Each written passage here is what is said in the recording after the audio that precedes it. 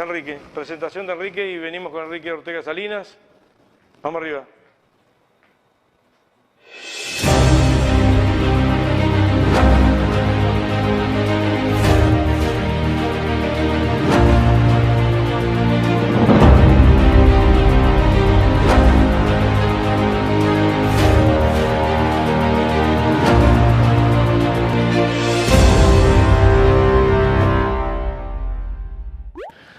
Buenas tardes, Enrique Ortega Salinas, ¿cómo te va? Pero yo, sabes que no cambié de...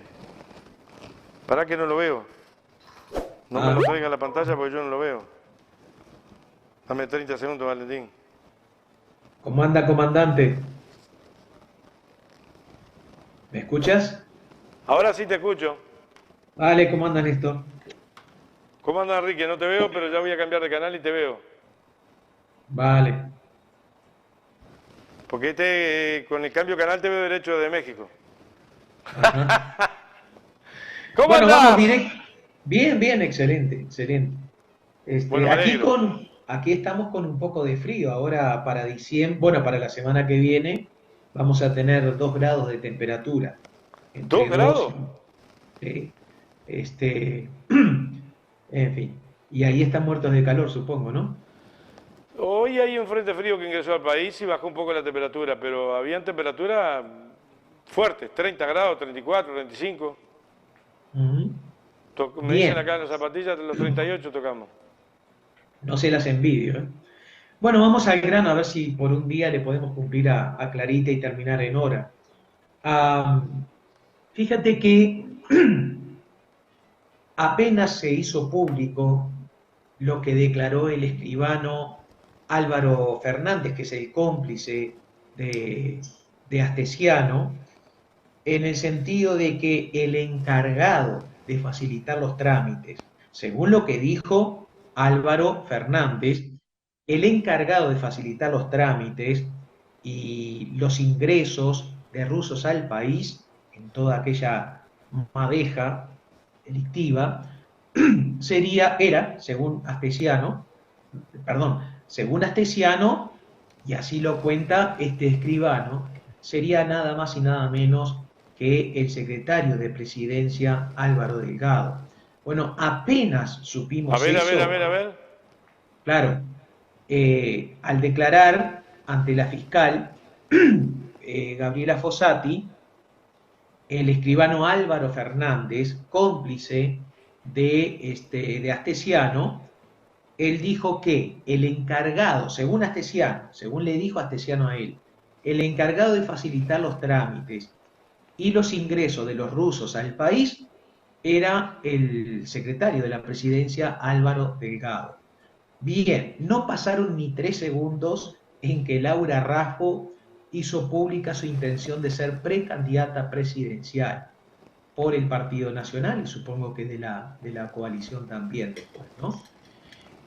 O sea, si bien las declaraciones del mismo Delgado ante la fiscal Gabriela Fossati se van a mantener en reserva por unos días más, ya las aves de rapiña de su propio partido están comenzando a reacomodar las piezas en el tablero, diciendo para aquí no me conviene, para este otro lado también, porque parece que lo de Delgado puede venir un poquitito feo. Ahora, justo es decir que hasta donde se sabe, Delgado solo firmó los ingresos a 2 rusos durante la pandemia, pese a las restricciones, pero que tenían los pasaportes en regla, o sea que no están involucrados en todo este escándalo, ¿no? Habrá que esperar entonces a que se levante la reserva de las declaraciones de Delgado para ver qué hay sobre eso, pero todo hace presumir que algo delicado tiene que haber, si no la fiscal no lo habría puesto por 40 días, si no me equivoco, en calidad de reserva.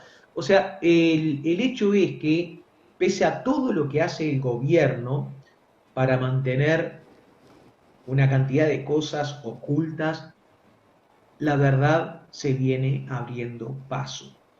En principio ya quedó fuera de toda discusión, y esto lo han hecho, lo han comentado todos los periodistas, todos los analistas, o casi todos, de que Tanto el ministro Francisco Bustillo como el ministro Alberto Heber mintieron al Parlamento, mintieron en el Parlamento, al igual que el prosecretario de la Presidencia, Rodrigo Ferrés, al decir que, bien, que no sabían quién era Marcet.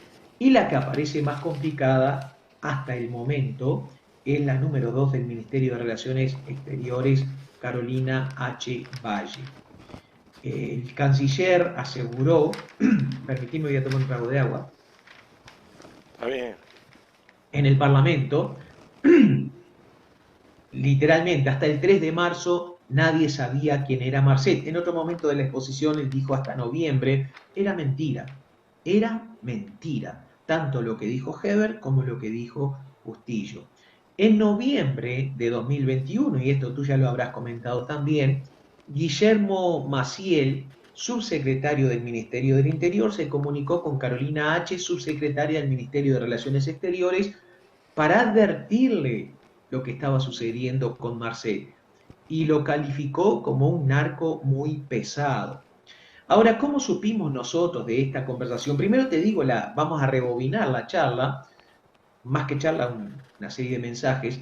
Dice Maciel, lo voy a leer.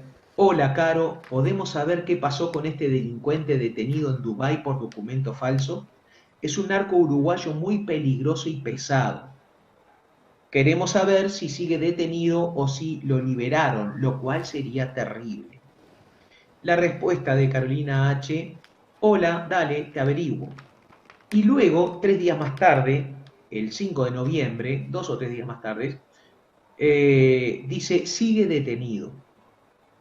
Y en otro mensaje se dice, Carolina, te mando a su secretaría toda la información que nos llegó de Dubái.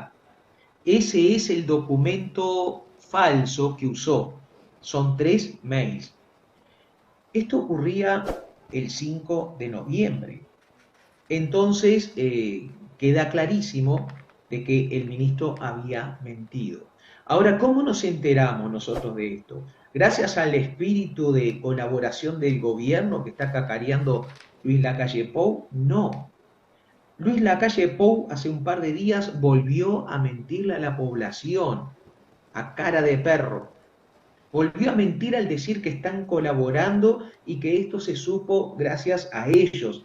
No, se supo porque los senadores Charles Carrera y Mario Vergara hicieron un pedido de informes a la Cancillería y la Cancillería se negó a dar respuesta. Se negó a dar información. Teniendo en cuenta esto, ambos legisladores presentaron un recurso ante la justicia por el derecho de acceso a la información pública y la condena judicial obligó al ministerio a presentar esta información. Bien, entonces el presidente es un mentiroso compulsivo, es algo increíble, no pasa una semana en que no le descubramos por lo menos una mentira, al margen de que continúan victimizándose, ¿no? Contra la supuesta manija. Pasaron 15 años dando manija a ellos y ahora no aguantan nada. Están probando apenas una pequeñísima dosis, una microgota del cucharón de veneno que ellos aportaban durante 15 años. Y ya lloran como magdalenas ahí, como, en fin, vírgenes profanadas, ¿no? En definitiva, queda claro y por las propias palabras de los involucrados, no porque lo digamos nosotros, que lo dicho por ambos ministros de que no sabían quién era Marcet era otra mentira más. Pero además, para demostrarlo, por si no alcanzara la palabra de ellos mismos, está la carta fechada el 3 de octubre del año pasado. Una carta emitida por la Embajada de Uruguay en Emiratos Árabes, gracias a la cual el narcotraficante fue puesto en libertad. En esta carta, que fue enviada al Departamento Judicial de Abu Dhabi, se aseguraba que se procedería a tramitar un pasaporte legal uruguayo, o sea, déjenlo libre, que nosotros le estamos tramitando un pasaporte legal. Faltó Pero una cosita. además, Faltó una ¿sí? cosita. Esperá que ya te mando el pasaporte que salió de Uruguay. Algo ¿Perdón, así. cómo? Ah, sí. Esperá que ya llega el pasaporte de Uruguay. No Algo solo así, fue eso, pero todo ¿sabe lo que entregado. le dijeron al Departamento Judicial de Abu Dhabi? Le dijeron, si incluso fuera necesario el retorno de inmediato de Marcet a su país, le vamos a proporcionar un pasaporte de único uso, de un uso por una sola vez. Es una especie de salvoconducto. Entonces yo me pregunto, ¿dónde queda aquello de que no se le dio ningún trato preferencial? Si hasta estaban dispuestos a darle un pasaporte de urgencia para usarlo una sola vez, si es que se requería. Carolina H., además, se había reunido con Alejandro Balbi, el abogado del narcotraficante Sebastián Marcet, pocos días antes de que se le diera el pasaporte para que pudiera salir de una cárcel de Dubái. Eh, y según ella, de lo único que hablaron ahí era de cuándo salía la valija diplomática, que no hablaron para nada del pasaporte. A ver, la verdad que resulta muy difícil de creer todo esto, ¿no? Pero además, Balbi en Emiratos Árabes, con los diplomáticos uruguayos en Emiratos Árabes, la puso a ella por delante. Dijo, yo ya conversé esto con la número 2 de la Cancillería. Esto pone una situación bastante complicada eh, a todo el Ministerio de Relaciones Exteriores. El hecho es que se movió todo el aparato estatal, todo de por lo menos dos ministerios y algunas reparticiones, a efectos de que un narcotraficante fuera liberado. Pero además, por si no alcanzara todo lo anterior, recordemos que mientras desde mucho tiempo atrás que dijeran que no sabían quién era Marcet, resulta que la Brigada Antidrogas del Ministerio de Relaciones Exteriores de la República Oriental del Uruguay estaba trabajando en conjunto con la DEA de los Estados Unidos y con la Policía del Paraguay sobre o contra las actividades delictivas de quién, de Sebastián Marcet. Claro que sabían quién era, si lo estaban investigando. Y por ahí Heber dice, sí, pero no había más remedio que dárselo porque la ley lo obligaba. Ninguna ley, porque esta es otra mentira de Luis Lacalle Pou, mentiroso compulsivo, la persona más mentirosa que he conocido en el ámbito político en toda mi vida. Él dice que por un decreto de Mujica se veían en la obligación legal de darle el pasaporte. No, el decreto en ningún momento dice que tú le tienes que otorgar de urgencia un pasaporte a una persona que está presa en otro país. Y máxime si está presa por haber entrado a ese país con un pasaporte falso. Para nada lo dice. Pero además hubo advertencias de la cónsul que teníamos en esa zona y del embajador uruguayo en Emiratos Árabes. ¿Te acordás que les dijo que recomendaba tomarse con calma este asunto, no actuar con celeridad? Todas esas advertencias por todas partes. Y la orden de Cancillería fue que se continuara con el trámite. Y no un trámite normal, salió como por un tubo, salió con un exceso de agilidad burocrática. Hace unos meses atrás, el gobierno intentó resolver las cosas haciendo rodar la cabeza del subdirector nacional de identificación civil, Alberto Lacoste, pero la piola se le fue enredando más, que ahora pidió el retiro. Se hizo una investigación administrativa, el resultado fue que no habría actuado con dolo. Claro, lo que pasa es que las responsabilidades están más arriba, mucho más arriba que de la cabeza de él, ¿verdad? Pero de todas maneras pidió ya el retiro. Y para colmo, Sebastián Marcet, el prófugo Sebastián Marcet, ya prófugo, bien, ya requerido a nivel internacional por homicidio y narcotráfico, reingresó a Uruguay en medio del escándalo. Este mismo año recogió a su primera esposa, me refiero a que se la llevó, y se fumó.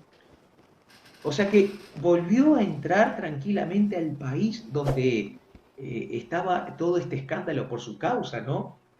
Bueno, por su causa, ¿no? Él hace lo que tiene que ver con su rol. Él es un delincuente por causa de la ineficacia y o de la complicidad y o de la inoperancia de este gobierno. La pregunta es, ¿y quién va a caer por todo esto? El hilo más delgado no es Bustillo, es H. Yo creo que el marido ha de estar deseando que la destituyan, porque eso le va a eximir de la obligación de presentar en la Junta de Transparencia y Ética Pública una declaración de sus bienes. ¿Te acordás que estábamos con ese problemita, no? Tengo entendido que eso no... me ¿Sí? enteré, por ahí por el costado. No tengo, Sí, pero escucha. no vi las cartas, pero me dicen que posiblemente sea el dueño de Canal 11, Las Piedras. Ah, eso no lo sabía, pero tengo entendido que es uno de los Entre otras cosas, porque pero es uno de los accionistas le del compró Canal al hijo 4. de Carlos Romay. Exacto. Que Pero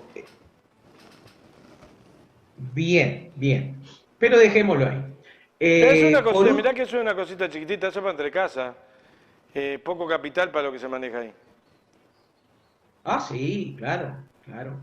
Mira, por otra parte, el fiscal Gilberto Rodríguez, que ya lo mencionamos en el programa pasado, llegó a la misma conclusión en dos causas. La de Catón Natí, que involucraba al actual ministro del Interior, que antes fuera ministro de Industria y Energía, cuando hizo el negociado de la entrega del puerto por 60 años, y la de Kirma, que involucraba al ex ministro de Turismo, Germán Cardoso. En ambos casos, eh, era una sentencia casi copiada de la otra, ¿no? Bueno, más que sentencia, una declaración. El fiscal afirmó que no halló fundamentos para el reproche penal, aunque sí irregularidades administrativas, las cuales serían en todo caso objeto de críticas desde el punto de vista político y ético. Bien. Sin embargo, apenas archivado el expediente de Catón Natí, que todavía queda un recurso ante el Tribunal de lo Contencioso Administrativo, bien, pero apenas archivado el expediente, quedó al descubierto que el representante de la empresa Vertical Skies en Uruguay complotó con Astesiano para realizar espionaje contra los senadores Charles Carrera y Mario Vergara a efecto de extorsionarlos para que retiraran la denuncia contra Catón Natí, contra el acuerdo con Catón Natí. Y vuelvo a reiterar una pregunta. Si estaba todo legal, ¿para qué contratar los servicios del encargado en Uruguay de Vertical Sky a efectos de encontrar algo sucio o algo comprometedor en la vida privada de dos legisladores para extorsionarlos para que retiraran la denuncia? Pero la pregunta principal es, ¿quién contrató a esta persona, al representante de Vertical Sky? Mira, concretamente creo que tengo por aquí, déjame ver, la conversación, ahí está, que tuvo esta persona con Astesiano. Necesito todos los datos personales y vinculaciones que me puedas conseguir, o sea, de Charles Carrera y de Mario Vergara. Los quieren atar para que retiren la denuncia. Repito, ¿para qué chantajearlos si todo era legal? Y repito, ¿y quién lo contrató a este personaje? ¿Quién lo contrató? Acá hay dos posibilidades. O fue alguien de Catón Natí, una de las partes interesadas, y la otra parte interesada, gente del propio gobierno, gente del Partido Nacional. No hay una tercera opción. ¿A quién más podría estar interesado en que se retirara la denuncia contra ese negociado? Porque no fue un negocio, ¿eh? Fue un negociado con graves irregularidades. Se hizo ahí, entre cuatro paredes, en secreto. De hecho, el mismo directorio de la ANEP no estaba enterado de lo que se estaba haciendo. Se enteraron por la prensa, tal cual lo declararon en la justicia. El coronel retirado Mario Paniza, director ejecutivo de Vertical Sky, o sea, el que la fundó en Miami, es un militar uruguayo retirado, dio una entrevista a Telenoche 4 y buscó obviamente deslindar responsabilidades, señalando que Marcelo Acuña es el que conversó con Astesiano, lo que yo te acabo de leer recién, su gerente general en Uruguay, actuó de manera individual por un pedido que le había hecho un cliente, pero señalan ahora de que Marcelo Acuña, a raíz de este episodio, fue desvinculado de Vertical Skies. Pero el hecho es que debido a este escándalo, Vertical Skies se va a cerrar en Uruguay. Yo te decía el otro día que esta empresa fue creada una semana después en Estados Unidos, una semana después de que Luis Lacalle Pou llegara a la presidencia y misteriosamente comenzó a ganar licitaciones con el gobierno de Luis Lacalle Pou. Tenemos derecho a pensar que es una empresa creada ad hoc, o sea, a tal efecto. O sea que si no hubiera ganado el Partido Nacional, no se hubiera fundado nunca porque no iban a ganar ninguna licitación. Pero de la misma entrevista surge que Mario Paniza se comunicaba con frecuencia con Astesiano para hablar, según él, de temas técnicos. Y que reconoce Paniza además que tuvo una reunión con Astesiano, una reunión de 15 minutos, donde le entregó un par de documentos. Estoy citando sus palabras literales. A ver, y que a veces lo consultaba sobre un material para la Fuerza Aérea, aviones y tal, ¿no? O sea que Vertical Skies usaba a Astesiano como lobista ante el gobierno. Voy a aclarar el concepto, tenemos tiempo, ¿sí? ¿Qué es hacer Tengo una lobby? pregunta para hacerte, pero después que Sí, redondee el tema ese. dilo mientras tomo agua. Vuelvo, un televidente me pregunta, dice, Yorka, preguntale a Salinas, ¿a cambio de qué fue, de qué favor? ¿Por qué le hicieron eso a Marcet? ¿A cambio de qué favor podría ser? Deja una pregunta con duda. Obviamente que Astesiano cobraba por todo eso. Él recibió, por ejemplo, después de esta conversación que te acabo de relatar, $1.500 por medio de Western Union. Dice que por una deuda, por un préstamo que le había hecho a su cómplice, porque ya podemos hablar de complicidad, de Vertical Sky. Obviamente que él cobraba comisiones.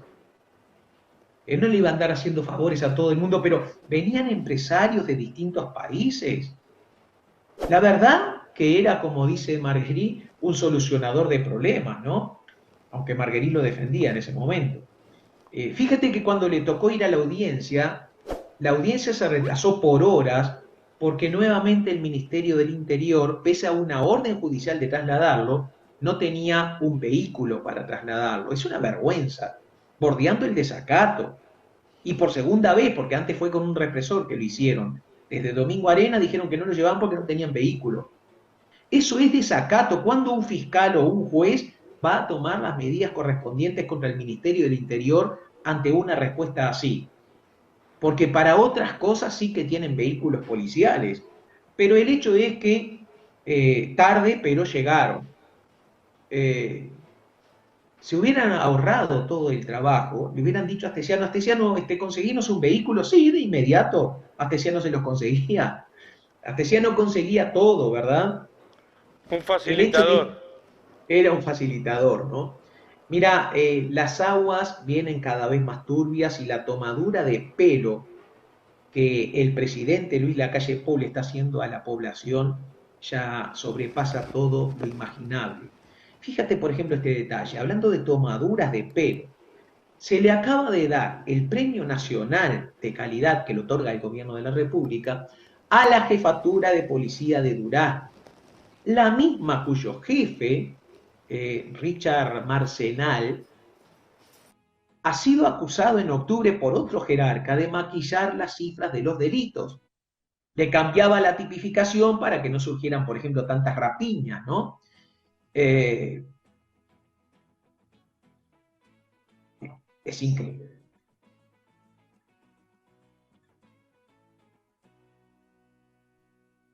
Mira, cualquier cosa está pasando con la policía de Durazno. Por ejemplo,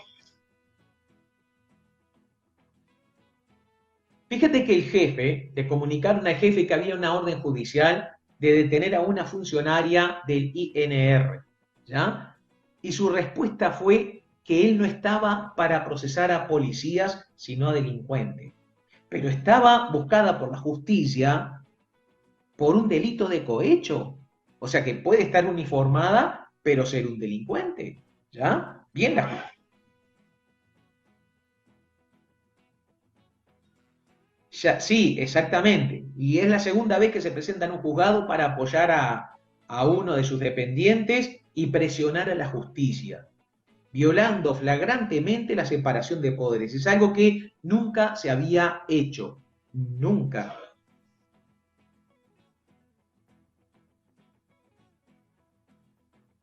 Ahora, ¿cuál fue el premio para Marcenal, el jefe de policía de Durazno, luego de, según se sabe, maquillar las cifras de los delitos, negarse a realizar una detención? Porque esa detención al final, según informó Gabriel Pereira, le tengo que conceder el crédito a él, el procedimiento lo tuvieron que hacer funcionarios del propio INR y del Departamento de Investigación y Análisis Penitenciario. Bien. ¿Cuáles fueron las consecuencias? Premio Nacional de Calidad y elogios del ministro Heber. Claro, me está reduciendo las cifras de los delitos para que yo pueda lucirme ante la opinión pública. ¿Cómo no te voy a premiar y a felicitar? ¿Se da cuenta la gente que votó a este gobierno lo que votó? ¿Cuándo terminarán de abrir los ojos, ¿no? Y de reconocerlo? Nadie les pide que se humillen, pero digan, bueno, me equivoqué. Paralelamente, y hablando de la policía, la Fiscalía está realizando una investigación en la Jefatura de Policía de Salto por estafa y falsificación de documentos privados que fueron otorgados para la adjudicación de permisos de tenencia y porte de armas. Entre varias cosas que hacían para poder dar esos permisos, estaba el hecho que desde la misma jefatura se derivaba a los particulares a un consultorio donde le harían el test psicológico. Que quien dirige ese consultorio no es psicólogo ni psicóloga, dice ser profesional de la psicología y no lo es, y no lo es. Ahora, esto no está saliendo en los grandes medios hegemónicos de desinformación, ¿eh? Ustedes se enteran por aquí, se enteran por Gabriel Pereira también, de pronto por La Diaria y algún otro medio, Caras y Caretas y para de contar. Bien, la mayoría de estas cosas no se saben. Por si fuera poco todo este escándalo, voy a ir cerrando ya, el vicepresidente de la JUTEP, Junta de Transparencia y Ética Pública, Guillermo Ortiz, dispuso hace unos días que en las declaraciones juradas que se difunden en la página web de la JUTEP se tapen los nombres de las sociedades anónimas en que los jerarcas tengan participación. Lo voy a repetir lentamente como si le hablara a un niño de 5 años, con bananitas y con manzanitas.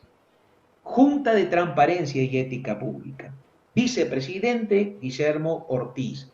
Da la orden de que en la página web de la JUTEP no se pongan, o mejor dicho, se tapen los nombres de las sociedades anónimas en las cuales los jerarcas de este gobierno tengan participación.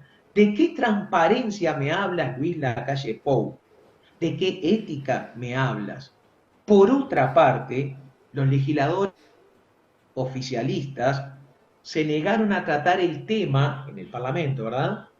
Del pedido de renuncia a Álvaro Garcés pedido por el Frente Amplio. O sea, los legisladores del Frente Amplio están exigiendo la renuncia de el zar de los servicios de inteligencia del Uruguay, pero los legisladores del gobierno se han negado a tratar el tema. No solo se negaron a pedir la renuncia, se negaron siquiera a tratar el tema. Y a la vez, y en la misma semana, en la UTE se negó el directorio a tratar, que la representante del Frente Amplio lo planteó, a tratar el tema de la suspensión de negociaciones con Vertical Skies. Aquí hay dos detalles. Detalle 1. El esposo de la presidente de UTE es quien brindó el asesoramiento técnico para que se le compren distintos materiales, para que se hagan distintos negocios con Vertical Skies. Y segundo detalle, en ese directorio está el hijo de Julio María Sanguinetti. Bueno, no Eh, lo que hicieron en la comisión técnico mixta, ¿qué querés? Está bien. Perdón, ¿cómo? Ah, sí, claro. ¿Y sabe lo lamentable, y con esto termino y me despido por primera vez en hora? Que el Uruguay lo que más ha visto durante la semana no es nada de esto. Lo que se comenta y lo que fascina a los votantes de Luis Lacalle Pou son las imágenes del presidente cortando una cinta bajo la lluvia, sin siquiera considerar que están inaugurando una nueva obra comenzada por el Frente Amplio. También el otro día fue un liceo, ahora es el viaducto, y yo me pregunto, ¿qué te pasa, Uruguay, que eres capaz de salir a la calle en forma masiva a gritar un gol, a celebrar un triunfo en algún partido, y no eres capaz de plantarte en forma masiva frente al Ministerio de Relaciones Exteriores, frente al Ministerio de Turismo, frente a la torre ejecutiva, pacíficamente como corresponde, pero plantarnos allí hasta que renuncie esta banda de corruptos? Nos vemos el jueves. El jueves nos vemos.